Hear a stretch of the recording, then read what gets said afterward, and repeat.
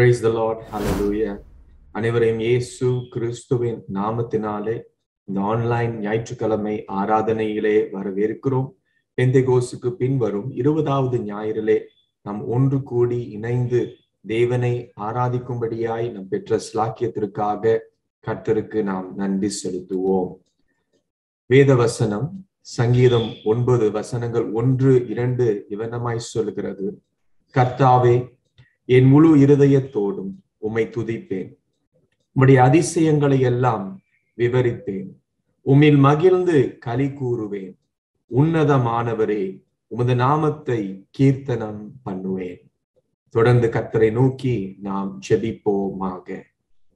நல்ல ஆண்டவரே, இந்த காலை வேளையிலே நாங்கள் உம்மை நோக்கி ஜெபிக்க, துதிக்க, உம்முடைய வசனத்தை கேட்க, உம்மை நோக்கி ஆண்டவரே நாங்கள் ஆராதனை ஏறெடுக்க நீர் கொடுக்கிற கிருபைக்காய் துதிக்கிறோம், ஸ்தோத்திரிக்கிறோம்.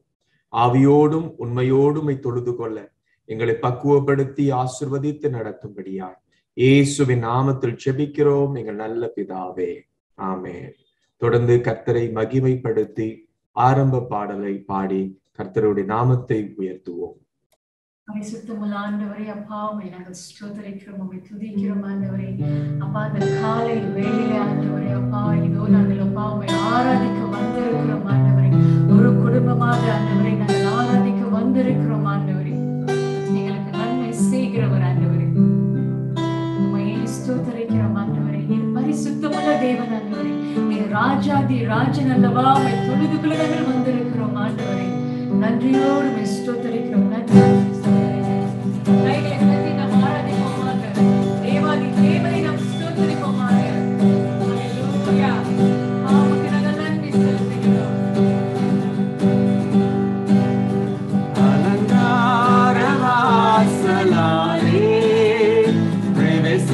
வந்து நிற்கிறோம்,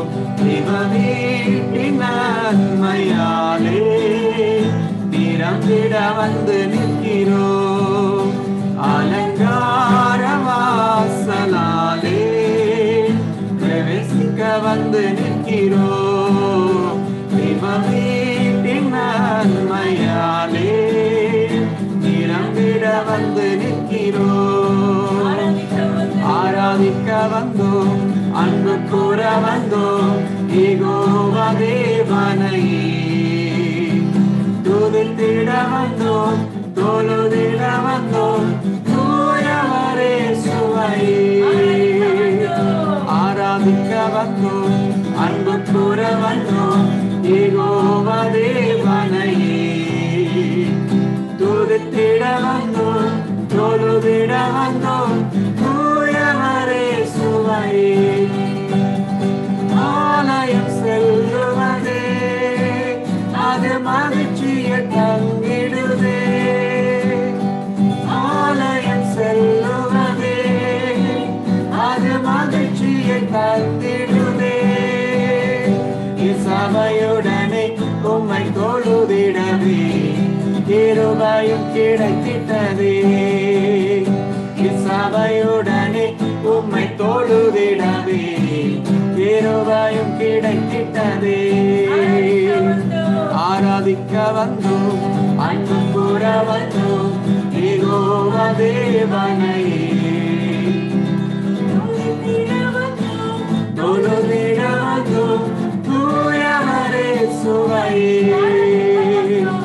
ஆராதிக்க வந்தோம், அன்பு கூற வந்தோம், யெகோவா தேவனையே துதித்திட வந்தோம், தொழுதிட வந்தோம், தூயவரே சுவையே.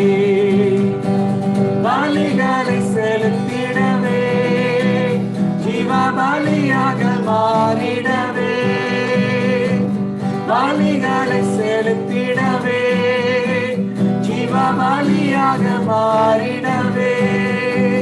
மறுரூபத்தில் இரதத்தை தந்தீரே, ஸ்தோத்திரம் ஸ்தோத்திரமே.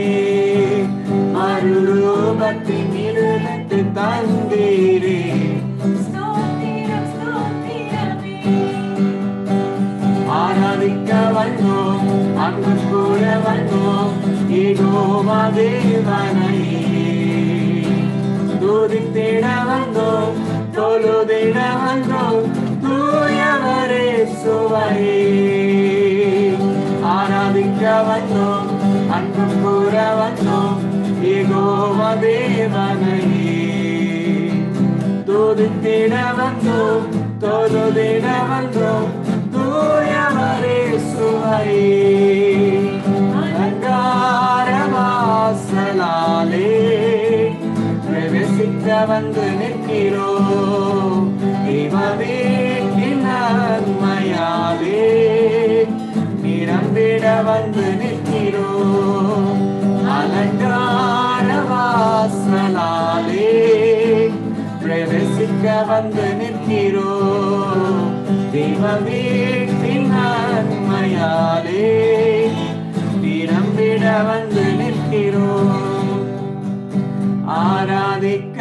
வந்தோம் அன்பு கூற வந்தோம் யெகோவா தேவனையே துதித்திட வந்தோம் தொழுதிட வந்தோம் தூயவரே சுவையே ஆராதிக்க வந்தோம் அன்பு கூற வந்தோம் யெகோவா தேவனையே துதித்திட வந்தோம் தொழுதிட வந்தோம் தூயவரே சுவையே தூயவரே சுவையே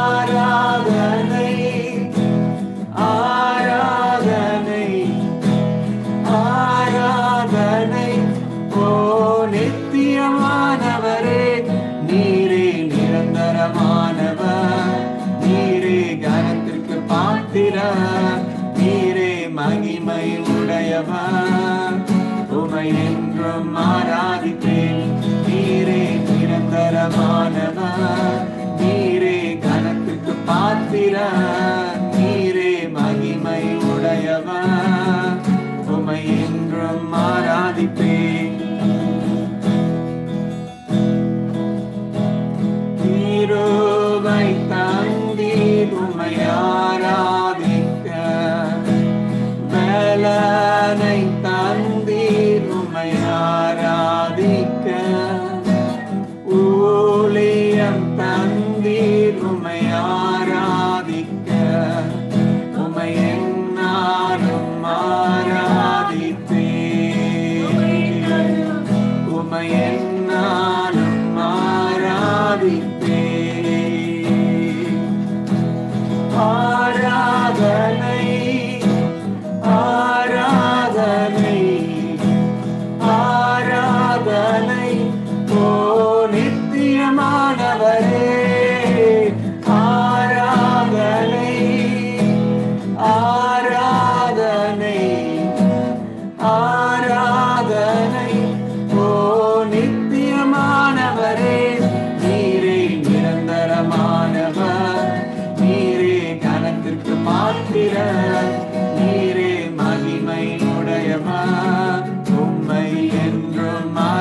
ஆராதிப்பேன். நீரே நிரந்தரமானவர், நீரே கனத்திற்கு பாத்திரர், நீரே மகிமை உடையவர், உம்மை என்றும் ஆராதிப்பேன். நீரே நிரந்தரமானவர், கனத்திற்கு பாத்திரர், மகிமை உடையவர், உம்மை என்றும் ஆராதிப்பேன். உம்மை என்றென்றைக்கும் நாங்கள் ஆராதிப்போம் ஆண்டவரே. நீ சகல மகிமைக்கு பாத்திரர் ஆண்டவரே. எல்லா துதி கன மகிமை ஒருவருக்கே. நீர் ஒருவரே அப்பா, நீர் ஒருவரே பாத்திரர் ஆண்டவரே. துதிக்கிறோம், உம்மை தொழுது கூறுகிறோம் ஆண்டவரே. உமக்கு நாங்கள் நன்றி செலுத்துகிறோம். எங்களுக்கு ஜீவனை கொடுத்ததற்காக நன்றி, உம்முடைய கிருபைக்காக நன்றி செலுத்துகிறோம் ஆண்டவரே. என்றென்றைக்கும் மாறாதவர். எல்லா துதி கன மகிமை உமக்கு செலுத்துகிறோம். இயேசுவின் நாமத்தினாலே ஜெபிக்கின்றோம் நல்ல பிதாவே. ஆமென்.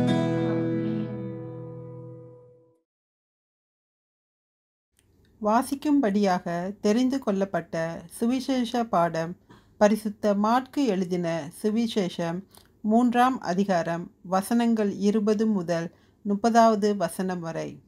நம்முடைய இரட்சகராகிய கிறிஸ்துவுக்கே மகிமை உண்டாவதாக.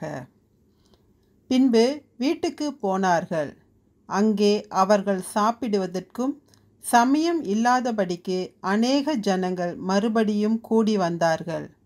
அவருடைய இனத்தார் இதை கேட்டபோது, அவர் மதிமயங்கி இருக்கிறார் என்று சொல்லி அவரை பிடித்து கொள்ளும்படி வந்தார்கள். எருசலேமிலிருந்து வந்த வேத பாரகர், இவன் பெயேல்செபூலை கொண்டிருக்கிறான், பிசாசுகளின் தலைவனாலே பிசாசுகளை துரத்துகிறான் என்றார்கள். அவர்களை அவர் அழைத்து ஊமைகளாய் அவர்களுக்கு சொன்னதாவது, சாத்தானை சாத்தான் துரத்துவது எப்படி? ஒரு ராஜ்யம் தனக்குத்தானே விரோதமாக பிரிந்திருந்தால் அந்த ராஜ்யம் நிலை நிற்க மாட்டாதே.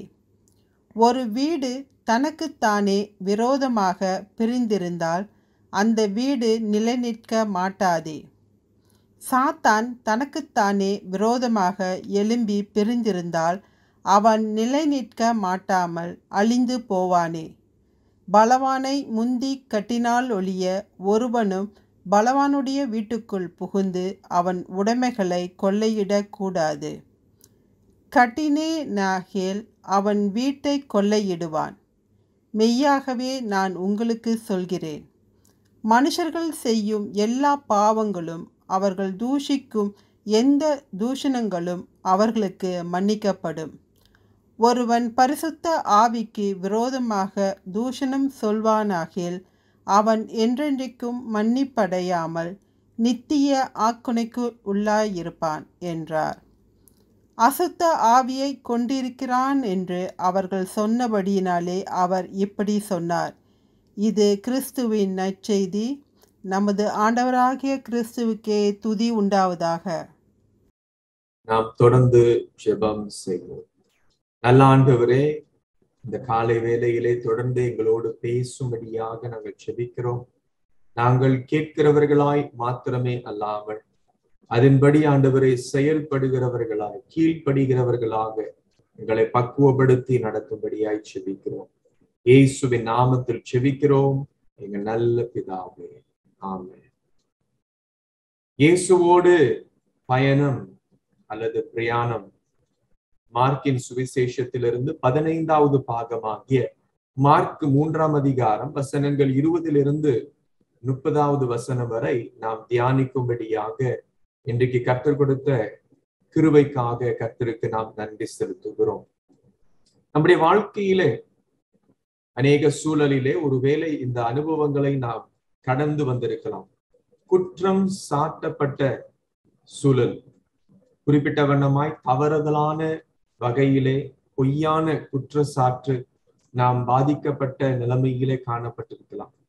தவறுதலாய் மற்றவர்கள் நம்மை குற்றம் சாட்டும் பொழுது நம்முடைய உணர்வு, கடந்து செல்கிற அந்த அனுபவம் எப்படி இருக்கிறது என்று நாம் சிந்திக்க கூடியவர்களாக இருக்கிறோம். நிச்சயமாகவே வேதனையான ஒரு அனுபவம். குறிப்பிட்ட வண்ணமாய் நாம் அதிகமாய் நெருங்கி நம்பி இருக்கிறவர்கள் நம்மை தவறுதலாய் குற்றம் சாட்டும் பொழுது அது நிச்சயமாய் நமக்கு ஒரு வேதனையான ஒரு அனுபவமாய் தான் இருக்கும். அப்ப குற்றம் சாட்டப்படுகிற அந்த அனுபவம் நாம் மாத்திரமே பெற்றுக்கொள்ளவில்லை, கடந்து செல்லவில்லை. நம் ஆண்டவராகிய இயேசு கிறிஸ்துவும் அவர் ஊழியம் செய்த நாட்களிலே எப்படிப்பட்ட குற்றம் சாட்டப்பட்ட நிலைமையை கடந்து சென்றார் என்று வேதம் சொல்லுகிறது. அப்ப வேதம் இவனமாய் சொல்லுகிறது, அவர் மீண்டுமாய் தன்னுடைய வீட்டிற்கு திரும்பி வரும் பொழுது பிரலான ஜனக்கூட்டம் கூடியிருந்தார்கள். அவர்கள் புசிக்க முடியாதபடிக்கும் நேரம் இல்லாமல் போயிற்று. இந்த காரியமானது தன்னுடைய குடும்பத்திற்கு தெரிய வருகிறது என்று வேதம் சொல்லுகிறது. ஆங்கிலத்திலே deranged என்று சொல்லும் பொழுது அல்லது சரியாய் சிந்திக்க முடியாத, நிலையற்ற அல்லது பைத்தியம் என்று சொல்லப்படுகிற அந்த வார்த்தைக்கு சமமாயிருக்கிறது. அப்ப இயேசுவானவர் தன்னுடைய ஊழியத்தை முடித்து மீண்டுமாக வீட்டிற்கு வருகிறார் என்று சொல்லும் பொழுது ஒருவேளை சீமோன் பேதுருடைய வீட்டுக்கு கப்பர்நகூமுக்கு தான் வருகிறார், அவருடைய ஊழிய ஸ்தலத்திற்கு வருகிறார். அவர் அங்கே வரும் பொழுது வேதம் சொல்கிறது திரளான ஜனக்கூட்டம் அங்கே கூடி வந்திருந்தார்கள். அவர்கள் கூடி வந்தபடியினால் அவர்கள் சாப்பிடுவதற்கு கூட உண்ணுவதற்கு கூட நேரம் இல்லாதபடிக்கு, வாய்ப்பில்லாதபடிக்கு போயிற்று. அப்ப அவ்வளோ ஜனக்கூட்டம், அவ்வளோ ஊழியங்கள் செய்ய வேண்டிய சூழலாய் காணப்பட்டது. இந்த காரியம், இந்த தகவல், இயேசுவானவர் மீண்டுமாய் கப்பர்நகூமுக்கு சென்றிருக்கிறார் என்ற தகவல் மாத்திரமே அல்ல, அவருடைய ஊழியத்தினுடைய சூழலை குறித்து வேதம் சொல்லுகிறது அவருடைய குடும்பத்தினர் கேள்விப்பட்டார்கள். தாயும் கூட பிறந்தவர்களும் இதை குறித்து கேள்விப்படுகிறார்கள். கேள்விப்பட்ட உடனே அவர்கள் உடனடியாக அவர்கள் நாசரத்தில் இருந்து இருக்கக்கூடும், அந்த நாசரத்திலிருந்து கப்பர்நகூமுக்கு கடந்து சென்று வருகிறார்கள். ஏனென்றால் இயேசுவை அவர்கள் எடுத்துக்கொள்ளும்படியாக அல்லது அவரை அங்கே வந்து கையாளும்படியாக அவர்கள் அங்கிருந்து கடந்து சென்று வருகிறார்கள். ஏன் அந்த பயணத்தை செல்கிறார்கள்? ஏன் அந்த பயணத்திலே அவர்கள் வருகிறார்கள் என்று வேதம் சொல்லுகிறது. அவர்கள் இயேசுவானவர் அவருடைய சரியான சுய சிந்தையிலே, நிலையான ஒரு சிந்தையிலே இல்லாதவராய் காணப்படுகிறார் என்று வேதம் சொல்லுகிறது. தன்னுடைய சிந்தனையிலே ஒரு தெளிவு இல்லாதபடிக்கு, தெளிவற்ற நிலையிலே ஒரு காணப்படுகிறார் அல்லது செயல்படுகிறார் என்று வேதம் சொல்லுகிறது. ஆங்கிலத்திலே he is out of his mind என்று போடப்பட்டிருக்கிறது. அப்ப இந்த சூழலிலே தன்னுடைய சொந்த குடும்பத்தாராலும் நம் ஆண்டவராகிய இயேசு கிறிஸ்து தவறுதலாய் புரிந்து கொள்ளப்படுகிறார் என்று நாம் பார்க்கிறோம். சொந்த குடும்பமே அவரை சரியாய் புரிந்து கொள்ளவில்லை, தவறுதலாய் புரிந்து கொள்ளப்படுகிற சூழலிலே காணப்படுகிறோம். இன்னைக்கு இயேசுவை விசுவாசிக்கிற நாமும் இப்படிப்பட்ட அனுபவங்களை, சூழல்களை கடந்து செல்லலாம். அப்ப இப்படிப்பட்ட அனுபவங்களை, சூழலை நாம் கடந்து செல்லும் பொழுது மிகவும் வேதனையான, ஒரு கசப்பான, ஒரு போராட்டமான, ஒரு வேதனையான அனுபவங்களாக நாம் கடந்து செல்லக்கூடிய சூழல்களை நாம் அனுபவிக்கலாம். ஒருவேளை இயேசுவை விசுவாசித்ததினாலே, குடும்பத்தினாலே நாம் புறக்கணிக்கப்பட்டிருக்கலாம். இயேசுவை விசுவாசத்தினாலே நம் குடும்பத்திலிருந்து ஒதுக்கப்பட்டிருக்கலாம். இயேசுவை விசுவாசத்தினாலே, நாம் ஆண்டவரை விசுவாசித்து நம்புகிறதுனாலே, இயேசுவை பிரதிபலிக்கிறதுனாலே நம்முடைய குடும்பம் நம்மை உதறி தரலாம். இப்படிப்பட்ட வேதனையான அனுபவங்கள் நாம் தனிமையாய் கடந்து செல்வதல்ல, நம் ஆண்டவராகிய இயேசுவோடு கடந்து செல்கிறோம். சொந்த குடும்பமே அவரை பைத்தியம் என்று சொன்னார்கள். அவர்கள் இயேசுவை சரியாய் புரிந்து கொள்ள முடியாதபடிக்கு அவர்கள் செயல்பட்டார்கள். அவர் சிந்தனையிலே ஒரு தெளிவற்றவர் என்று அவர்கள் சொன்னார்கள். இப்படிப்பட்ட அனுபவங்கள் நாம் கடந்து செல்லும் பொழுது நாம் தனிமையாய் கடந்து செல்லவில்லை, இயேசுவோடு கடந்து செல்கிறோம். நாம் கடந்து செல்கிற போராட்டம் என்னதென்று நம் ஆண்டவராகிய இயேசு கிறிஸ்துவுக்கு திட்டவட்டமாய், தெளிவாய் புரிந்து கொள்ளக்கூடிய ஒரு அனுபவமாய் இருக்கிறது. நாம் சோர்ந்து போக வேண்டாம். ஆனால் தொடர்ந்து வேதம் நாம் வாசிக்கும் பொழுது 22வது வசனத்தில் வேத பாரகர்கள் எருசலேமிலிருந்து வந்தார்கள் என்று வேதம் சொல்லுகிறது. இந்நாள் வரை சுற்று வட்டாரங்களில் இருந்த வேத பாரகர்கள், பரிசியர்கள் இயேசுவோடு வந்து அல்லது அவருக்கு விரோதமாய் காரியங்களை பேசினது உண்டு. ஆனால் இப்பொழுது ஒரு உதாரணமாய் சொல்ல வேண்டும் என்றால், HQ-ல இருந்து, ஹெட் குவார்டர்ஸ்ல இருந்து, புத்ராஜயாவிலிருந்து முக்கியமான தலைமைத்துவத்தில் இருக்கக்கூடிய வேத பாரகர்கள் அங்கே கடந்து வருகிறார்கள். ஏனால் இயேசு செய்கிற காரியங்கள் அவர்களுடைய தகவல் அங்கே போய் சேர்ந்திருக்கிறது. இயேசு செய்த ஊழியங்களை குறித்ததான தகவல் அங்கே சேர்ந்திருக்கிறது. அப்ப இந்த சூழலில, இதன் மத்தியில அவர்கள் எருசலேமில் இருந்து கப்பர்நவுமுக்கு இயேசுவை சந்திக்கும்படியாய் வருகிறார்கள். சந்திக்கும்படியாய் மாத்திரமே அல்ல, அவர் மேல் குற்றம் சாட்டும்படியாய் வருகிறார்கள். என்ன குற்றம் சாட்டுகிறார்கள் என்று வேதத்தை வாசிக்கும் பொழுது, அவர் பெயல்செபூபினாலே நிரப்பப்பட்டவராய் காணப்படுகிறார், பெயல்செபூபினாலே ஆட்கொள்ளப்பட்டவராய் காணப்படுகிறார் என்று இவர்கள் அறிக்கை செய்கிறார்கள். பெயல்செபூபின் மூலமாக அவர் தன்னுடைய கிரியைகளை செய்து கொண்டு வருகிறார் என்று அவருடைய அற்புதத்தை சந்தேகிக்கவில்லை. இப்பொழுது அவருடைய சட்டங்களை பயன்படுத்தி இயேசுவுக்கு விரோதமாய் பேசவில்லை. இப்பொழுது இன்னும் ஆழமான ஒரு குற்றம் சாட்டு அங்கே சொல்லப்படுகிறது. என்ன சொல்லுகிறார்கள் என்றால், இயேசு அவர் தனியாய் செயல்படவில்லை, பெயல்செபூல் ஆகிய பிசாசானவனுடைய கிரியையின் மூலமாக அவர் செயல்படுகிறார் என்று அவர்கள் அங்கே அறிக்கை செய்கிறார்கள், குற்றம் சாட்டுகிறார்கள். அவர்கள் சொல்கிறார், பிசாசை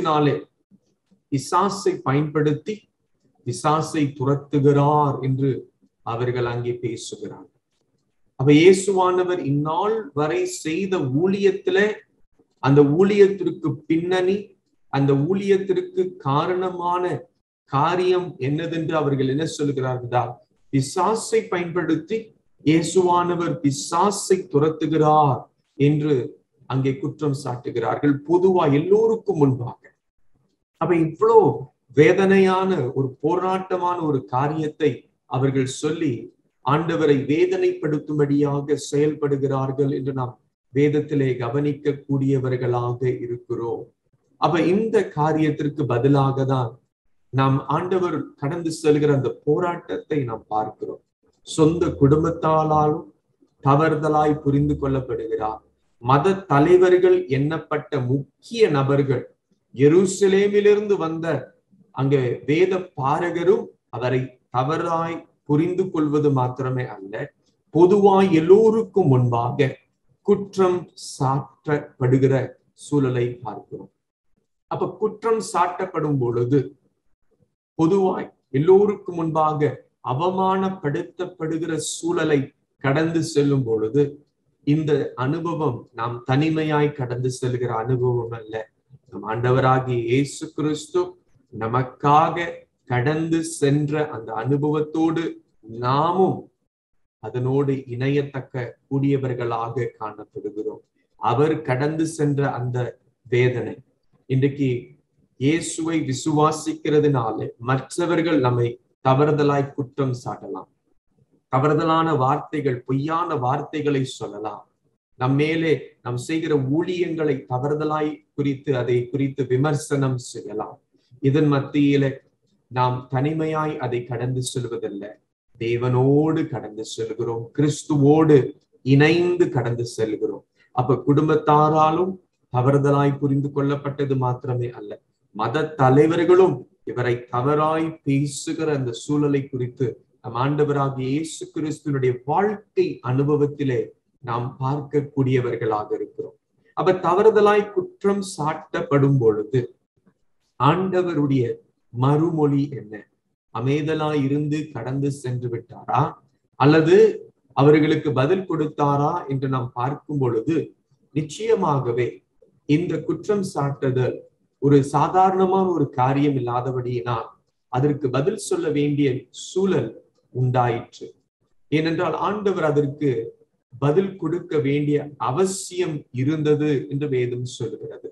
அப்ப இந்த காரியத்திற்கு பதிலாக ஆண்டவர் அவர்களை அழைத்து அவர்களுக்கு உவமையின் மூலமாக பதில் சொல்ல துவங்கினார். உவமைகள் மூலமாக இயேசுவானவர் இவர்களுக்கு பதில் சொல்ல துவங்கினார் என்று வேதம் சொல்லுகிறது. முதலாவது அவர் சொல்லுகிற காரியம், சாத்தானை துரத்த முடியுமா என்று கேள்வி கேட்டார். அவர்கள் என்ன சொல்லுகிறார்கள்? இயேசு சாத்தானை பயன்படுத்தி சாத்தானை துரத்துகிறார், பிசாசை பயன்படுத்தி பிசாசின் ஆவியை பயன்படுத்தி பிசாசுகளை துரத்துகிறார் என்று சொல்லி அவரை தவறுதலான குற்றம் சாட்டுதலினாலே அங்கே சொல்லி இருக்கிறார்கள், பேசியிருக்கிறார்கள். அப்ப இந்த காரியத்திற்கு பதிலாக தான் ஆண்டவர் கேட்கிறார், சாத்தானை துரத்த முடியுமா என்று கேள்வி கேட்பது மாத்திரமே அல்ல, தொடர்ந்து உதாரணங்களை கொடுக்கிறார். பிரிக்கப்பட்ட ராஜ்யம், ஒரு ராஜ்யம் அந்த ராஜ்யத்திற்கு விரோதமாய் பிரிந்திருந்தால் அந்த ராஜ்யம் நிற்க முடியாது என்று சொல்லி பேசுகிறார். அப்ப பிசாசினுடைய ராஜ்யம், அந்த ராஜ்யம் அது பிரிந்திருந்தால் அந்த ராஜ்யம் நிலைக்க முடியாது என்று சொல்லுகிற உதாரணத்தை கர்த்தர் சொல்லுகிறார். தொடர்ந்து வாசிக்கும் பொழுது ஒரு பிரிந்திருக்கிற வீட்டை குறித்து அவர் பேசுகிறார். ஒரு வீடு அது பிரிந்திருந்தா, தனக்குள்ளே பிரிந்திருந்தா அந்த வீடும் நிலைக்க முடியாது. அப்ப பிரிந்திருக்கிற ராஜ்யத்தின் உதாரணம், பிரிந்திருக்கிற வீட்டு அல்லது இல்லத்தின் உதாரணத்தை அங்கே சொல்லுகிறது மாத்திரமே அல்ல, ஆண்டவராகிய இயேசு கிறிஸ்து தொடர்ந்து சொல்லுகிற காரியம், சாத்தான் தனக்கு விரோதமாகவே அவன் எழும்பி செயல்பட ஆரம்பித்தால் அவன் நிற்க முடியாது, அவனுடைய முடிவு வருகிறது என்று அர்த்தம். அப்ப பிரிந்த ராஜ்யம், பிரிந்த வீடு, பிரிந்த சாத்தான், பிரிந்திருக்கிற அல்லது தனக்குள்ளே விரோதமாய் செயல்படுகிற சாத்தானுடைய உதாரணத்தை குறித்து ஆண்டவர் பேசுகிறார். அதனோடு அந்த பதிலை முடிக்காமல் ஆண்டவர் இன்னொரு உதாரணத்தை காண்பிக்கிறதை பார்க்கிறோம். ஒரு பலவானுடைய வீட்டிற்குள்ளாக புகுந்து அவனுடைய பொக்கிஷங்களை நாம் எடுத்துக்கொள்ள விரும்பினால் நாம் என்ன செய்ய வேண்டும்? அது சுலபமான சாதாரணமான ஒரு காரியம் அல்ல. இப்போ பலவானுடைய வீட்டுக்குள் நுழைவது சுலபமான ஒரு காரியம் அல்ல என்று சொல்கிறார். ஆனால் அதை நுழைவதற்கு முதலாவது என்ன செய்ய வேண்டும்? முதலாவது அந்த பலவானை கட்ட வேண்டும். கட்டினால் ஒளியே பலவானுடைய வீட்டுக்குள் இருக்கிற பொக்கிஷங்களை, ஆசீர்வாதங்களை நாம் எடுத்துக்கொள்ள முடியாது, பறித்து கொள்ள முடியாது என்று ஆண்டவராகிய இயேசு கிறிஸ்து திட்டவட்டமாய் தன்னுடைய ஊழியத்தினுடைய முறையை இந்த பதில் மூலமாய் காண்பிக்கிறார். அப்ப இந்த பதில் மூலமாய் ஆண்டவர் என்ன சொல்ல வருகிறார் என்றால், அவர் பிசாசோடு இணைந்து வேலை செய்யவில்லை, பிசாசுக்கு விரோதமாய் செயல்பட்டு கொண்டிருக்கிறார். பிசாசின் ஆவியை பயன்படுத்தி அவர் பிசாசை துரத்தவில்லை, பிசாசினுடைய கிரியைகளை அழித்து கட்டி அதை அப்புறப்படுத்தி ஜனங்களை விடுதலைக்குள்ளாக நடத்தி கொண்டு வருகிறார். குறிப்பிட்ட விதமாய் பிசாசின் கட்டுகளில் இருக்கிறவர்களை ஆண்டவர் விடுவித்து கொண்டு வருகிறதை நாம் பார்க்கிறோம். இதன் உதாரணமாக லூக்கா 13ஆம் அதிகாரம் 16வது வசனத்துல ஆண்டவர் ஒரு 18 வருஷமாய் கூனியாய் இருந்த ஒரு சகோதரிக்கு விடுதலை கொடுக்கிறார். அந்த விடுதலை ஓய்வு நாளிலே நடந்தபடியினால் அங்கே ஒரு பேச்சுவார்த்தை அல்லது ஒரு கலவரத்தை போல அங்கே காணப்படுகிறது. அதற்கு பதிலாக ஆண்டவராகிய இயேசு கிறிஸ்து சொல்லுகிற காரியம் பதில் லூக்கா 13:16 ஆபிரகாமின் குமாரத்தி ஆகிய இவளை பிசாசானவன் 18 வருஷம் கட்டி வைத்திருக்கிறான் என்று அங்க ஒரு வெளிப்பாடு கொடுக்கிறான். அந்த சூழல் மற்றவர்களுக்கு அவருடைய வியாதி பலவீனம் மாத்திரமே தெரிஞ்சிருக்கிறது. ஆனால் அவளுடைய சூழல், அவருடைய வியாதிக்கு பின்னணி பிசாசினுடைய கட்டு, பிசாசினுடைய கிரியையாய் அங்கே காணப்படுகிறது. அப்ப பிசாசினுடைய கட்டுக்குள்ளாய் இருந்தவளை அவர் கட்டவிழ்த்து விடுகிறது மாத்திரமே அல்ல, பிசாசினுடைய கரம் அவருடைய வாழ்க்கையை விட்டு விலகும்படியாக தேவன் செயல்படுகிறார் என்று பார்க்கிறோம். அப்ப ஆண்டவர் சாத்தானோடு இணைந்து செயல்படவில்லை, பிசாசுக்கு விரோதமாய், சாத்தானுக்கு விரோதமாய் அங்கே செயல்படுகிறதை பார்க்கிறோம். இதைதான் அதிகாரப்பூர்வமாய் இந்த உதாரணங்களை பயன்படுத்தி ஆண்டவர் அந்த வேத பாரகர்களுக்கு பதிலாய் கொடுக்கிறார் என்ற 1 யோவான் 3ஆம் அதிகாரம் 8வது வசனம் 2வது பகுதி சொல்லுகிறது, மனுஷகுமாரன் வெளிப்பட்டது பிசாசினுடைய கிரியைகளை அழிக்கும்படியாக அவர் வெளிப்பட்டார். பிசாசினுடைய கிரியைகளை அழிக்கும்படியாக செயல்பட்டு கொண்டிருக்கிறதிலே சூழலிலே அவர்கள் இவர் பிசாசை பயன்படுத்தி பிசாசை துரத்துகிறார் என்று பொய்யான அங்க குற்றம் சாட்டுதல் அங்கே போடுகிறதை பார்க்கிறோம். அதற்கு பதிலாக அந்த பிரிந்த ராஜ்யங்களை குறித்து ஆண்டவர் உதாரணத்தை கொடுத்து அவர் பிசாசுக்கு விரோதமாய் பிசாசினுடைய கிரியைகளை அழிக்கும்படியாக செயல்பட்டு கொண்டு வருகிறார். பலவானை கட்டி அவனுடைய வாழ்க்கையில அவனுடைய வீட்டுக்குள்ளாய் இருக்கிற பொக்கிஷங்களை அவன் பொக்கிஷமாய் வைத்திருக்கிற ஜனங்களை விட்டு வைத்துக் கொண்டு வருகிறேன் என்று கர்த்தர் அங்கே அந்த உதாரணத்தின் மூலமாய் உவமையின் மூலமாக வெளிப்படுத்துகிறதை நாம் பார்க்கிறோம். இன்றைக்கு அதே ஆண்டவர் பிசாசினுடைய கிரியைகளை அழித்து கொண்டிருக்கிறார். கட்டப்பட்ட மனிதர்களை விடுவித்துக் கொண்டிருக்கிறார். அந்த விடுதலை அனுபவிக்க தேவன் நம்முடைய வாழ்க்கையிலும் இந்நாட்களிலே செயல்பட்டு கொண்டு வருகிறார் என்று நாம் மறந்துடக்கூடாது. ஆனால் முடிவிலே ஆண்டவர் ஒரு எச்சரிப்பு கொடுக்கிறார். ஒரு எச்சரிப்பு, ஒரு அபாயமான ஒரு நிலையை குறித்து ஆண்டவர் அவர்களுக்கு பேசி முடிக்கிறதை நாம் பார்க்கிறோம். அவர் சொல்லுகிற காரியம் என்னவென்றால், பரிசுத்த ஆவியானவருக்கு விரோதமாய் தேவ தூஷண வார்த்தை பேசக்கூடாது. அவர் சொல்லுகிற காரியத்திலே அவர் இப்படியாய் ஆரம்பிக்கிறார். மனுஷன் செய்கிற எந்த பாவமும் அவனுக்கு மன்னிக்கப்படும். அவர் பேசுகிற தேவ அல்லது தூஷண வார்த்தைகளும் அவனுக்கு மன்னிக்கப்படும். அவன் மன்னிப்பு உண்டு. தேவனுடைய மன்னிப்பு இலவசமாய் நாம் பெற்றுக்கொள்ள கூடியவர்களாக. அப்ப மன்னிப்பை பெற்றுக்கொள்வதற்கு நாம் என்ன செய்ய வேண்டும்? மனம் திரும்ப வேண்டும், பாவத்தை அறிக்கை செய்ய வேண்டும். பாவத்தை மறைக்கிறவன் வாழ்வடைய மாட்டான். அதை அறிக்கை செய்து விட்டு விடுகிறவனும் இரக்கம் பெறுவான். நம்முடைய பாவங்களை நாம் அறிக்கை செய்தால் அவர் நம்முடைய பாவங்களை மன்னித்து சகல அநீதியிலிருந்து நம்மை சுத்திகரிக்க தேவன் வல்லவரா இருக்கிறார். இப்ப மன்னிப்பு உண்டு. மன்னிப்பை பெற்றுக்கொள்ளுகிற வகை முறை என்று சொல்லும் பொழுது அறிக்கை செய்ய வேண்டும், மனம் திரும்ப வேண்டும், அதை விட்டுவிட வேண்டும். அப்ப அதன் மூலமாக நிச்சயமாகவே பாவ மன்னிப்பு உண்டு. ஆனால் ஆண்டவர் ஒரு விசேஷித்த காரியத்தை திட்டவட்டமாய் எச்சரிக்கிறதை பார்க்கிறோம். ஆனால் பரிசுத்த ஆவியானவருக்கு விரோதமாய் தூஷணமாய் பேசுகிறவர்களுக்கு மன்னிப்பு இல்லை என்று தெளிவாய் பேசுகிறார். பரிசுத்த ஆவியானவருக்கு விரோதமாய் தூஷண வார்த்தைகள் பேசுகிறவர்களுக்கு மன்னிப்பு இல்லை என்பது மாத்திரமே அல்ல, அவர்கள் நித்திய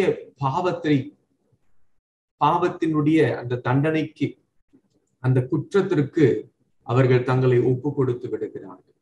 அவர்கள் அந்த நித்திய பாவமாகிய தேவ தூஷணம் அல்லது பரிசுத்த ஆவியானவருக்கு விரோதமாய் பேசப்படுகிற அந்த தூஷணத்தின் மூலமாக இந்த நித்திய பாவத்திற்கு தங்களை ஒப்பு கொடுத்து விடுகிறார்கள். அப்ப பரிசுத்த ஆவியானவருக்கு விரோதமாய் செய்கிற தூஷணம் அவ்வளவு பெரிய பாவமா? எல்லா பாவங்களை பார்க்கிலும் இது பயங்கரமான ஒரு பாவமா என்று நாம் கேட்கலாம். இப்ப பரிசுத்த ஆவியானவருக்கு விரோதமாய் பேசப்படுகிற தூஷணம் அவ்வளவு பொல்லாத ஒரு காரியமா என்று சிலர் ஒருவேளை கேள்வி கேட்கக்கூடும். ஏன் இந்த கேள்வி எழும்புகிறது என்றால், பரிசுத்த ஆவியானவர் யார் என்று அறியாமல் இருக்கிறபடியினால், அவருடைய கிரியைகள் என்னதென்று அறியாமல் இருக்கிறபடியினால். பரிசுத்த ஆவியானவர் தேவனாயிருக்கிறார். திருத்துவத்தில் ஒருவராய் அவர் காணப்படுகிறார். அவர் நமக்காய் அனுப்பப்பட்ட பரிசுத்த ஆவியானவராய், கிறிஸ்துவுக்குள்ளாய் செயல்பட்ட பரிசுத்த ஆவியானவராய், அவர் பரிசுத்தர், அவர் தேவனாய் காணப்படுகிறார். அப்ப பரிசுத்த ஆவியானவருக்கு விரோதமாய் பேசுகிற தூஷணம் ஏன் மன்னிக்கப்படாது என்று வேதம் எச்சரிக்கிறது, பேசுகிறது என்று பார்க்கும் பொழுது, யோவான் 16ஆம் அதிகாரத்தில் 8வது வசனத்திலிருந்து 11வது வசனம் வரை வாசிக்கும் பொழுது அதனுடைய தெளிவை நாம் புரிந்து கொள்வோம். அவர் வரும் பொழுது, பரிசுத்த ஆவியானவர் வரும் பொழுது இந்த உலகத்தை பாவத்தை குறித்தும் நீதியை குறித்தும் நியாய தீர்ப்பை குறித்தும் கண்டித்து உணர்த்துவார் என்று வேதம் சொல்கிறார். அப்ப பாவம் என்னதென்று உணர்த்துவார், நீதி என்னதென்று நமக்கு காண்பிப்பார், நியாய தீர்ப்பு உண்டு என்று நினைவு மூட்டி நம்முடைய வாழ்க்கையை சரி செய்வார். அப்ப இந்த தூஷணம் என்று சொல்லும் பொழுது பரிசுத்த ஆவியானவரை அனுபவிக்காமல் பரிசுத்த ஆவியானவரை இன்னும் விசுவாசிக்காமல் இருப்பதற்கு சமம் அல்ல. இந்த காரியம் தூஷணம் என்று சொல்லும் பொழுது பரிசுத்த ஆவியானவர் இல்லை என்று செய்கிற, பரிசுத்த ஆவியானவரை விசுவாசிக்காமல் இருப்பது மாத்திரமே அல்ல, பரிசுத்த ஆவியானவருக்கு விரோதமாய் பேசுகிற, செயல்படுகிற கிரியைகளை குறித்து பேசுகிறது. அவரை அனுபவிக்க வேண்டும், அவரை பெற்றுக்கொள்ள வேண்டும். பரிசுத்த ஆவியானவருடைய அபிஷேகத்திற்குள்ளாய் நிறைவுக்குள்ளாக ஒவ்வொரு விசுவாசிகளும் வளர வேண்டியது அவசியம். ஆனால் அவருக்கு விரோதமாய் செயல்படுகிறது, அவருக்கு விரோதமாய் நாம் பேசும் பொழுது தூஷணம் செய்யும்படியாக செயல்படுகிறோம். இந்நாட்களிலும் இப்படிப்பட்ட பரிசுத்த ஆவியானவருக்கு விரோதமாய் தூஷண போதனைகள், செயல்கள் இன்றைக்கும் பேசப்படுகிறது, போதிக்கப்படுகிறது, சபைகளுக்குள்ளும் நம்பப்படுகிறது. விசுவாசிகள் மத்தியிலே ஒரு விதமான ஒரு போதனை அல்லது ஒரு கூட்டத்தார் இவ்வண்ணமாய் போதிக்கிறார்கள். ஆங்கிலத்துல செசேஷனிஸ்ட் என்று சொல்லப்படுகிற அந்த கூட்டத்தார், இவர்கள் நம்புகிற நம்பிக்கை என்னவென்றால், பரிசுத்த ஆவியானவருடைய வரங்கள் அல்லது கிரியைகள் அப்போஸ்தலர் நாட்களிலே முடிந்து விட்டது, இந்நாட்களிலே தொடரவில்லை. வேதத்தை நன்றாய் அறிந்திருப்பார்கள், வேதத்தை நன்றாய் போதிப்பார்கள், ஆனால் பரிசுத்த ஆவியானவருடைய கிரியைகளை அவர்கள் விசுவாசிக்க மாட்டார்கள். பரிசுத்த ஆவியானவருள் இன்றைக்கு கொடுக்கிற வரங்களை அவர்கள் அதிகமாய் அதை குறித்து பேச மாட்டார்கள், அதில் அதிகமாய் செயல்பட மாட்டார்கள். ஆவியானவர் கொடுக்கிற வரங்களை குறித்து அதிகமாய் அழுத்தமாய் பேச மாட்டார்கள். அப்ப இப்படிப்பட்ட தூஷண செயலை குறித்து நாம் பேசுகிறோம். இன்றைக்கு பரிசுத்த ஆவியானவர் இருக்கிறார் என்று சொன்னால் அவருடைய கிரியைகளும் உண்டு. அவர் தமக்கு சித்தமானவர்களுக்கு தன்னுடைய வரங்களை கொடுத்து அபிஷேகத்தை கொடுத்து நடத்துகிறார். அதை மறுக்கிறவன் தேவ தூஷணம் செய்கிறான், பரிசுத்த ஆவியானவருக்கு விரோதமாய் தூஷணம் பேசுகிறான் வேதம் சொல்லுகிறது. அப்ப இந்த பாவமானது மன்னிக்கப்படாத ஒரு பாவமாய் நித்திய பாவமாய் மாறுகிறது. என்றால் பரிசுத்த ஆவியானவர் பாவத்தை கண்டித்து உணர்த்தினால்தான் மனம் திரும்ப முடியும். ஆனால் அவருக்கு விரோதமாகவே நாம் செயல்படும் பொழுது எங்கே மனம் திரும்புதல் வரும், எங்கே பாவ மன்னிப்பு நாம் பெற்றுக்கொள்ள முடியும்? அப்ப நித்திய பாவமாகிய மன்னிக்க முடியாத பாவத்தை செய்ய ஆரம்பிக்கிறோம். இன்னைக்கு பரிசுத்த ஆவியானவரை குறித்து தெளிவு இல்லாமல் இருக்கும் பொழுது அவரை இன்னும் கற்றுக்கொள்ளும்படியாய் வாஞ்சிப்போம். அவரை மறுதலிப்பதற்கு அல்ல, அவருடைய கிரியைகளை நாம் புறக்கணிப்பதற்கு அல்ல, அவருடைய செயல்களுக்கு நாம் இடம் கொடுக்க வேண்டும். அதே வேளையில் பரிசுத்த ஆவியானவருடைய பெயரை பயன்படுத்தி தவறுதலாய் செயல்படுகிறவர்களும் உண்டு. பரிசுத்த ஆவியானவர் இதை செய்ய சொன்னார், பரிசுத்த ஆவியானவர் அதை செய்ய சொன்னார், பரிசுத்த ஆவியானவர் இதை உணர்த்தினார் என்று சொல்லி அவருடைய நாமத்தை நம்முடைய சுய விருப்பத்திற்கு, நம்முடைய காரியங்களுக்கு பேசும்படியாக, நம்முடைய காரியங்களுக்கு ஏற்ற விதமாய் அதை பயன்படுத்திக் கொள்வதும் தூஷணம் தான். அவருடைய நாமத்தை வீணிலே நாம் விளங்குகிறோம், தவறுதலாய் நாம் விளங்குகிறோம். ஜாக்கிரதையாய், எச்சரிக்கையா, பரிசுத்த ஆவியானவர் தேவனாய் இருக்கிறார், அவருக்கு விரோதமாய் நாம் தூஷணம் பேசாதபடிக்கு எச்சரிக்கையா இருக்க வேண்டும். இன்னைக்கு 4 காரியங்கள் இந்த பகுதியிலிருந்து நாம் தியானித்து தேவன் நம்மோடு பேசினதற்காக கர்த்தருக்கு நன்றி செலுத்துகிறோம். இயேசுவினுடைய சொந்த குடும்பமே அவரை பைத்தியம், அவருடைய சிந்தனையிலே ஒரு தெளிவற்றவராய் காணப்படுகிறார் என்று சொல்லி அவரை குற்றம் சாட்டினார்கள். அது மாத்திரமே அல்ல, வேத பாரகர்கள், எருசலேமிலிருந்து வேத பாரகர்களும் இயேசுவை பார்த்து இவர் பிசாசு பிடித்தவர் என்று சொல்லி அங்கே குற்றம் சாட்டினார்கள். அதற்கு பதிலாக இயேசு அவர்களுக்கு ஒரு விளக்கம் கொடுத்து, ஒரு ராஜ்யம், ஒரு வீடு, பிசாசானவர் பிரிந்திருந்தால் அவர் நிலைத்திருக்க முடியாது. ஆனா பலவானை கட்டிதான் அவருடைய பொக்கிஷங்களை அவர் பறித்து கொள்கிறார் என்று சொல்லி, இப்ப பிசாசோடு ஒத்து போய் அவர் வேலை செய்யவில்லை. பிசாசினுடைய கிரியைகளை அழிக்கும்படியாய் தான் நம் ஆண்டவராகிய இயேசு கிறிஸ்து செயல்பட்டது மாத்திரமே அல்ல, ஒரு முக்கியமான ஒரு காரியத்தை, ஒரு அபாயத்தை குறித்து ஆண்டவர் எச்சரிக்கிறார். பரிசுத்த ஆவியானவர் மூலமாய் அவர் செய்கிற கிரியைகளை இவர்கள் தவறுதலான ஆவியிலே, பிசாசின் ஆவியிலே செய்கிறார் என்று அவர்கள் சொல்லபடியினால் ஆண்டவர் அவர்களுக்கு எச்சரிக்கிறார். பரிசுத்த ஆவியானவருக்கு விரோதமாய் பேசப்படுகிற தூஷணம் மன்னிக்கப்படாது, அது நித்தியத்திற்கு பாவமாய் மாறும். இன்னைக்கு நாம் அந்த பாவத்திலிருந்து, அந்த தூஷண வாழ்க்கைக்குள்ளாக போயிராதபடிக்கு நாம் மனம் திரும்புவோம். பரிசுத்த ஆவியானவர் கண்டித்து உணர்த்துகிறார், அவருக்கு நாம் இடம் கொடுப்போம், அவருடைய கிரியைகளுக்கு நாம் இடம் கொடுப்போம், அவருடைய வரங்களுக்கு நாம் இடம் கொடுப்போம், அவருடைய கனி உண்டாக நம்முடைய வாழ்க்கையில இடம் கொடுப்போம். இயேசுவோடு தொடர்ந்து நாம் பயணிப்போம், அவருடைய நாம மகிமைக்காக வாழ்வோம். ஜெபம் செய்வோம். நல்ல ஆண்டவரே, உம்மை துதிக்கிறோம், ஸ்தோத்தரிக்கிறோம். இந்த காலை வேளையிலே நாங்கள் உடைய வசனத்தை கேட்க, தியானிக்க நீர் கொடுக்கிற கிருபை தயவுக்காக நன்றி செலுத்துகிறோம். நாங்கள் கற்றுக்கொள்ளும்படியாக நீர் போதிப்பதற்காக உம்மை துதிக்கிறோம், ஸ்தோத்தரிக்கிறோம். ஆண்டவரே, நாங்கள் இவ்வளவு போராட்டங்கள் எங்களுடைய விசுவாசத்திலே கடந்து சென்று போதெல்லாம் நாங்கள் தனிமையா இருந்தோம் என்று நினைத்தோம். ஆனால் இயேசுவே, நீர் அப்படிப்பட்ட போராட்டங்கள், குற்றம் சாட்டப்பட்ட நிலைமைகளை கடந்து சென்றிருக்கிறேன். சொந்த குடும்பத்தாலே புறக்கணிக்கப்பட்ட நிலைமையில, ஐக்கியம் என்று சொல்லப்பட்ட நிலைமையில நீர் காணப்பட்டீர்கள். மத தலைவர்களாலே தவறுதலான குற்றம் சாட்டப்பட்ட நிலைமையை நீர் சந்தித்தீர். அதன் மத்தியில நீர் பரிசுத்த ஆவியானவர் மூலமாய் பிசாசின் கிரியைகளை அழிக்கும்படியாக செயல்பட்டதற்காக துதிக்கிறோம், ஸ்தோத்திரிக்கிறோம். அதே நிறைவுக்குள்ளாக எங்களையும் நிரப்பி நடத்தும்படியாய் செபிக்கிறோம். எந்த வகையிலும், எந்த விதத்திலும் நாங்கள் தேவ தூஷணம் செய்யாதபடிக்கு எங்களை காத்துக்கொள்ளும், எங்களை பாதுகாத்துக் கொள்ளும். நாங்கள் எச்சரிக்கையாய் கவனமாய் வாழ எங்களை பக்குவப்படுத்தி நடத்தும். ஆவியானவருக்கு நாங்கள் இடம் கொடுக்க, ஆவியானவருடைய வரங்களுக்கு ஆண்டவரே நாங்கள் அர்ப்பணம் செய்வோம்.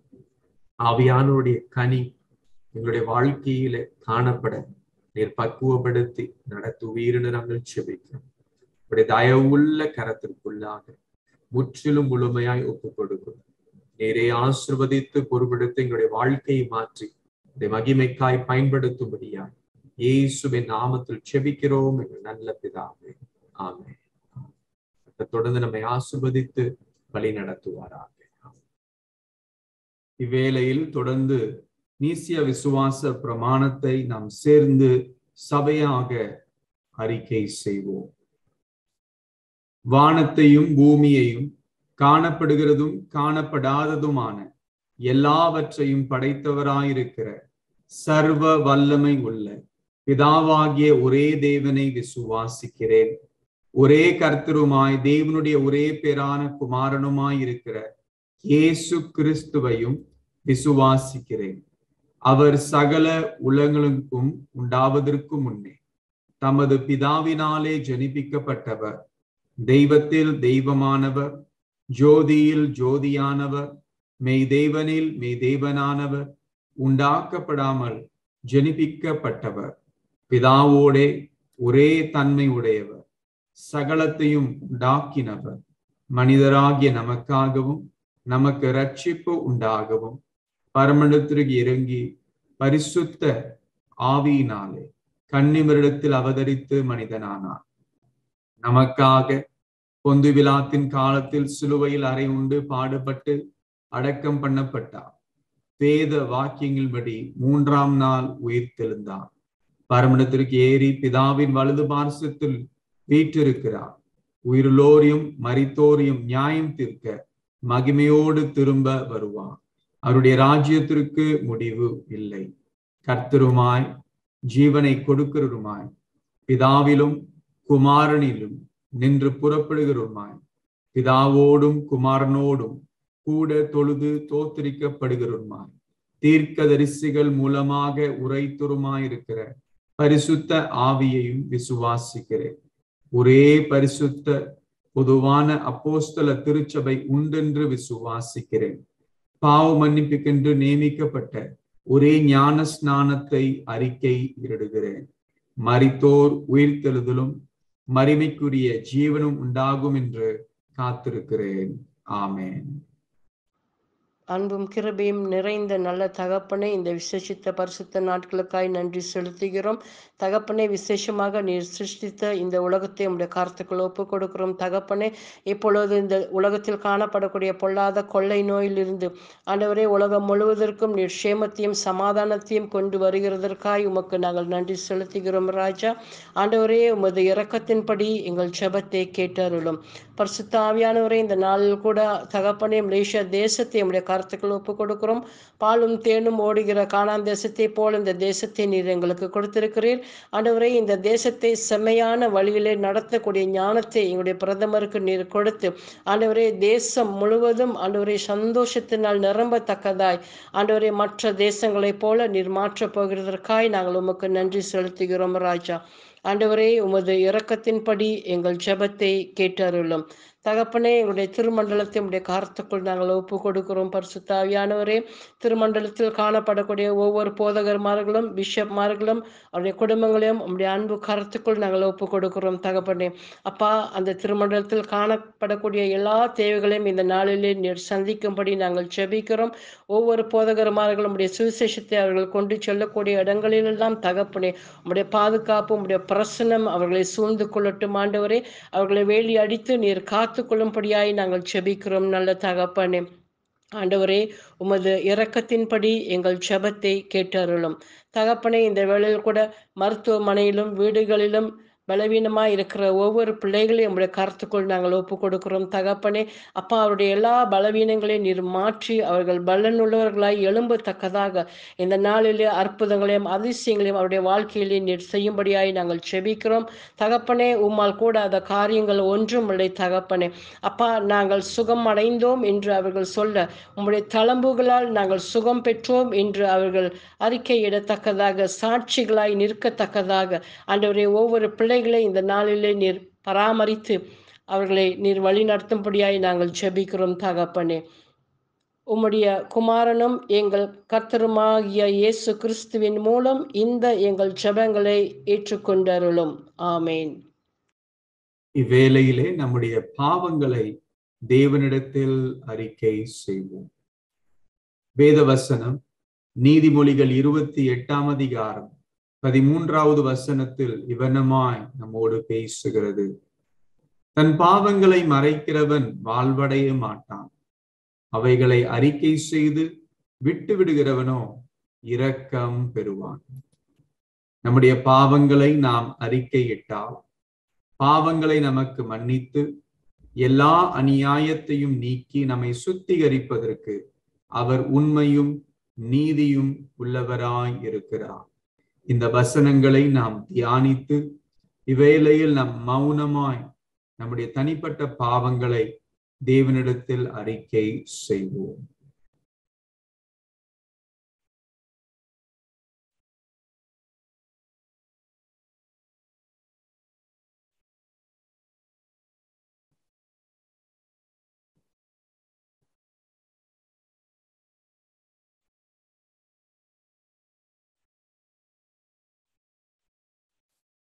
பொதுவான பாவ அறிக்கை சேர்ந்து.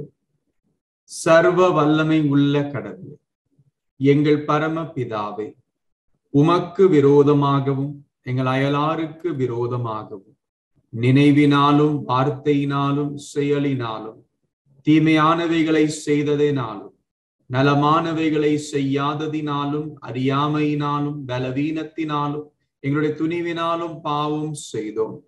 எங்களுடைய எல்லா பாவங்களுக்காகவும் மெய்யாய் மனஸ்தாபப்பட்டு மனம் திரும்புகிறோம். எங்களுக்காக மரித்த உம்முடைய குமாரன் இயேசு கிறிஸ்துவின் மூலம் எங்களுடைய கடந்த கால பாவத்தை மன்னித்து உம்முடைய நாம மகிமைக்காக நாங்கள் புது வாழ்க்கையுடன் சேவிக்க அனுகிரதி தருளோம். ஆமென். அறிக்கை செய்த நாம் தேவனுடைய பாவ மன்னிப்பை பெற்றுக்கொள்வோம். நம்மிடத்தில் உண்மையாய் மனம் திரும்புகிற யாவரையும் மன்னிக்கிற சர்வ வல்லமை உள்ள கடவுள் நம்முடைய ஆண்டவராகிய இயேசு கிறிஸ்துவின் மூலம் நமக்கு இறங்கி நம் பாவங்கள் எல்லாவற்றையும் மன்னித்து அவைகளினின்று நம்மை விடுதலையாக்கி சகல நன்மைகளிலும் நம்மை உறுதிப்படுத்தி நிலைநிறுத்தி நம்மை நித்திய ஜீவ கரையில் சேர்ப்பாராக. ஆமேன். தேவனுடைய பாவ மன்னிப்பை பெற்ற நாம் அவருடைய சமாதானத்தையும் பெற்றுக்கொள்கிறோம். நாம் கிறிஸ்துவின் சரீரமாய் இருக்கிறோம். நாம் எல்லோரும் ஒரே ஆவியினால் ஒரே சரீரத்திற்குள்ளாக ஞான ஸ்நானம் பெற்றிருக்கிறோம். ஆகவே சமாதானத்தை உண்டு பண்ணுவதையும் பொதுவான வாழ்க்கையை ஊன்ற கட்டுகிறதையும் பின்பற்றுவோம். ஆண்டவருடைய சமாதானம் உங்களோடு எப்பொழுதும் இருப்பதாக, உம்மோடும் இருப்பதாக. நம்முடைய குடும்பத்தினரோடு ஒருவரோடு ஒருவர் சமாதானத்தை நாம் பகிர்ந்து கொள்வோம். சமாதான காரணராய் வாழ தொடர்ந்து நாம் அர்ப்பணம் செய்வோம். இவ்வேளையிலே நம் ஆண்டவராகிய இயேசு தம்முடைய சீஷர்களுக்கு கற்பித்த ஜெபத்தை, கர்த்தருடைய ஜெபத்தை நாம் சேர்ந்து ஏறெடுப்போம். பரமண்டங்களில் இருக்கிற எங்கள் பிதாவே, உம்முடைய நாமம் பரிசுத்தப்படுவதாக, உம்முடைய ராஜ்யம் வருவதாக, உம்முடைய சித்தம் பரமண்டத்திலே செய்யப்படுகிறது போல பூமியிலேயும் செய்யப்படுவதாக. அன்றன்றுள்ள எங்கள் அப்பத்தை எங்களுக்கு இன்று தாரும். எங்களுக்கு விரோதமாய் குற்றம் செய்கிறவர்களுக்கு நாங்கள் மன்னிக்கிறது போல எங்கள் குற்றங்களை எங்களுக்கு மன்னியும். எங்களை சோதனைக்குள் பிரவேசிக்க பண்ணாமல் தீமை நின்று எங்கள் ரட்சித்துக் கொள்ளும். ராஜ்யம் வல்லமையும் மகிமையும் என்னடிக்கையும் உடையவைகளே. ஆமேன், ஆமேன். கர்த்தருடைய ஆசீர்வாதத்தை நாம் இவ்வேளையிலே பெற்றுக்கொள்வோம். கர்த்தர் உன்னை ஆசீர்வதித்து உன்னை காக்க கடவுள். கர்த்தர் தம்முடைய முகத்தை உன்மேல் பிரகாசிக்க பண்ணி உன்மேல் கிருபையா இருக்க கடவுள். கர்த்தர் தம்முடைய முகத்தை உன்மேல் பிரசன்னமாக்கி உனக்கு சமாதானம் கட்டளையிட கடவுள். ஆமேன், ஆமேன், ஆமேன். தொடர்ந்து இவ்வேளையில் பொழுது அறிவிப்புகள் செய்யப்படும். முதலாவது, இந்த காலை ஆராதனையிலே பங்கு கொள்கிற யாவரையும் இயேசு கிறிஸ்துவின் நாமத்தில் வரவேற்கிறோம். நம்முடைய சபை ஆராதனையிலே நம் ஒன்று கூடும்படியாக தேவன் கொடுக்கிற இந்த பாக்கியத்திற்காக கர்த்தருக்கு நாம் நன்றி செலுத்துகிறோம். நம்முடைய சபையினுடைய கருப்பொருளாகிய டிரான்ஸ்ஃபர்மேஷனை நாம் மறந்துடாதபடிக்கு நம்முடைய வாழ்க்கை மறுரூபமாக்கப்பட்டு தேவனுக்கு பிரயோஜனமாய் இருக்க நம்முடைய வாழ்க்கையை முற்றிலுமாய் கர்த்தருடைய கரத்திலே ஒப்பு கொடுப்போம். தொடர்ந்து ஒவ்வொரு செவ்வாய்க்கிழமை நாம் ஒன்று கூடி ஜூம் மூலமாக சபைக்காக, தேசத்திற்காக, உலகத்திற்காக நாம் ஜெபித்து கொண்டு வருகிறோம். இந்த ஜெப கூட்டத்திலே பங்கு கொள்ளும்படியாக உங்களை உற்சாகப்படுத்துகிறோம். அதே வேளையில் ஒவ்வொரு புதன்கிழமை வேதாகம கல்வி நடைபெற்று கொண்டு வருகிறது. இதுவும் ஜூம் மூலமாய் செய்து கொண்டு வருகிறோம். ஆமோஸ் தீர்க்கதரிசியின் புத்தகத்தை நாம் தியானித்து முடித்திருக்கிறோம். புதிய ஒரு தலைப்போடு நாம் துவங்கும்படியாக இருக்கிறோம். இதில் நீங்களும் வந்து பங்கு கொள்ளும்படியாக உங்களை உற்சாகப்படுத்துகிறோம். நம்முடைய சபையின் புதிய வாலிபர்கள் சார்பாக ஒரு வெர்ச்சுவல் ரன் அவர்கள் ஆயத்தம் பண்ணி இருக்கிறார்கள். இந்த வெர்ச்சுவல் ரன்ல பங்கு கொள்ளும்படியாய் விரும்புகிறவர்கள் தொடர்பு நண்பர்களே நீங்கள் தொடர்பு கொள்ளும்படியாக உங்களை உற்சாகப்படுத்துகிறோம். நம்முடைய வாலிபர்கள் ஒவ்வொரு சனிக்கிழமை 6 மணிக்கு ஒன்று கூடி இன்னும் தேவனுடைய காரியங்களை கற்றுக்கொள்ளும்படியான வாய்ப்பை அவர்கள் பயன்படுத்தி கொண்டு வருகிறார்கள். இதில் உங்களுடைய பிள்ளைகளையும் அனுப்பி அவர்களை உற்சாகப்படுத்தும்படியாக பெற்றோர்களை நாம் நினைவு ஊட்டுகிறோம்.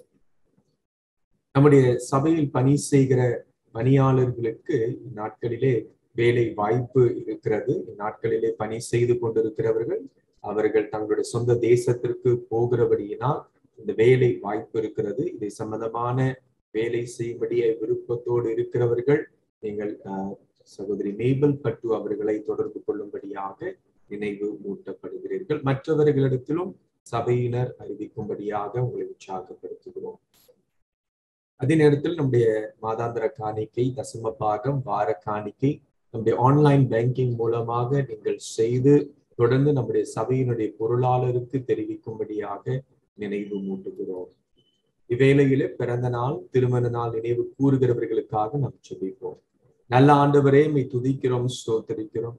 பிறந்த நாள், திருமண நாள் நினைவு கூறுகிற ஒவ்வொருவரையும் தேவனே உம்முடைய ஆசீர்வாதத்தின் கரத்துக்குள்ளாய், மறைவுக்குள்ளாய் நீர் வைத்துக் கொள்ளும்படியாய் ஜெபிக்கிறோம். எல்லா தீமை பொல்லாப்புக்கு விலக்கி காத்தருளும். தெய்வீக பிரசனத்தினாலும் நன்மையினாலும் நிரப்பி இவர்களை நடத்தும்படியாக நாங்கள் ஜெபிக்கிறோம். உங்களுடைய பாதத்திற்குள்ளாக அவர்களையும் குடும்பங்களையும் கையின் பிரயாசங்களையும் ஆசீர்வதித்து நீர் நடத்தும்படியை ஜெபிக்கிறோம். நன்மையும் கிருபையும் இவர்களை தொடர, இவர்கள் உம்மை தொடர்ந்து தொடர நீர் கிருபை செய்வீர். இயேசுவின் நாமத்தில் ஜெபிக்கிறோம் நல்ல பிதாவே, ஆமென். கர்த்தர் தொடர்ந்து உங்களை ஆசீர்வதித்து வழி நடத்துவாராக, ஆமென். வேலையே தொடர்ந்து இறுதி பாடலை பாடி கர்த்தரை மகிமைப்படுத்துவோம். இயேசுவையே துதி செய்.